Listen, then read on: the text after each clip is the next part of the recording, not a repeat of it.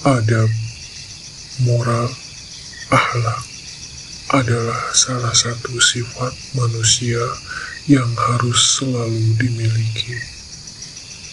Ketika dimanapun, kapanpun, tidak kenal batas usia. Maksudnya dari usia sedini mungkin harus sudah diajarkan akhlak, adab, maupun moral yang baik dan bagus sesuai dengan yang berlaku di masyarakat pada umumnya.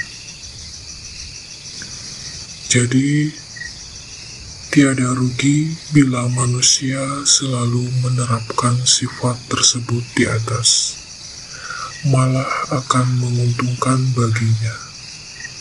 Bukan untuk mengharap pujian dari yang lainnya, tetapi hal itu akan turut serta menjaga dan menjadi contoh di masyarakat, sehingga rasa kedamaian dan ketenangan akan tercipta. Tapi yang namanya kita hidup di dunia ramai, yang diisi oleh berbagai sifat dan ras manusia yang bermacam-macam, maka sifat pun akan bermacam-macam juga.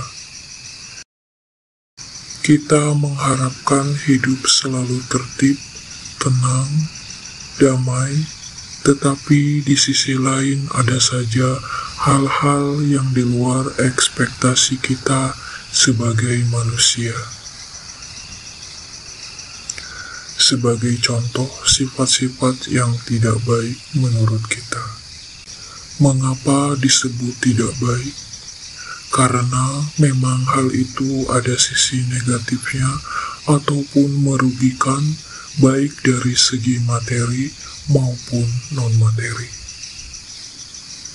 Pada sang terpingit, bukan tidak mungkin akan ada juga orang-orang yang memperlakukannya secara tidak baik. Bermacam-macam perlakuan tidak baik sering dirasakan oleh sang terpingit. Padahal seandainya orang tersebut tahu bahwa yang mereka perlakukan tidak baik adalah sang terpilih, maka mungkin mereka akan menyesal karena perbuatannya. Sang terpingit adalah seorang yang sangat sabar dan welas asih pada sesama atau orang yang memerlukan bantuannya. Dengan catatan, bila orang tersebut tidak membuat sakit hati atau melukai perasaannya. Tetapi bila orang yang telah diberi bantuan olehnya, kemudian malah balik membenci atau menjauhi dengan tanpa sebab, maka secara perlahan akan terlihat bagaimana akibatnya. Wallahu a'lam.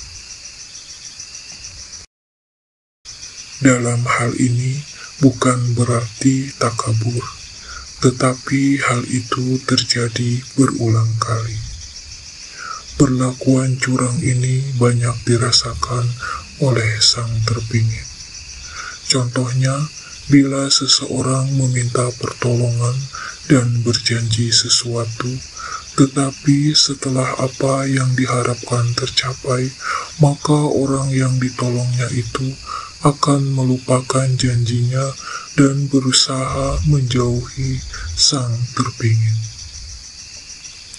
Kecurangan-kecurangan ini membuat sang terpingit bersedih. Kenapa bersedih? Bukan karena ia selalu dicurangi, tetapi mengapa manusia melupakan adab, moral, dan akhlak? Mengapa memperlakukan orang lain dengan buruk? Apakah sudah hilang rasa kasih sayang terhadap sesama? Apakah harus selalu pamrih dan pamrih?